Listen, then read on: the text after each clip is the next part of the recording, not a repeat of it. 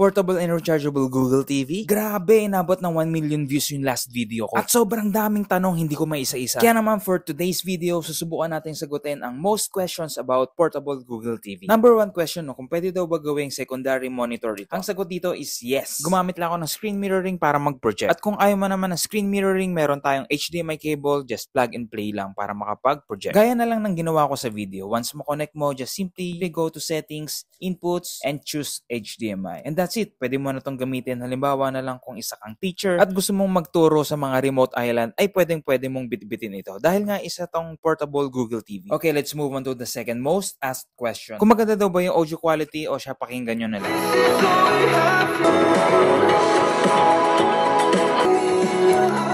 For me, yes, okay lang ang sound niya for 24-inch TV. At kung nabibitinan ka pa, ang maganda nga dito, meron siyang Bluetooth, pwedeng i-connect sa party speaker. Gaya nga nito, detected na agad siya. At ito naman yung sample audio niya.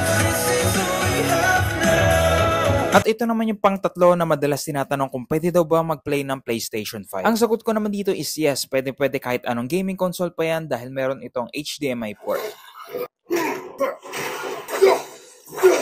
At bukod pa sa HDMI port, meron din itong antenna port, USB port, digital audio, LAN port, and audio video in. Ito naman yung built-in apps niya, may Netflix, YouTube, Disney+, Prime Video, iQIYI, Loklok, at marami pang iba. Sobrang advanced na nga ng technology ngayon at ang maganda pa dito, nag-o-offer pa si Skyworth ng 2 years warranty. Yun lang, salamat!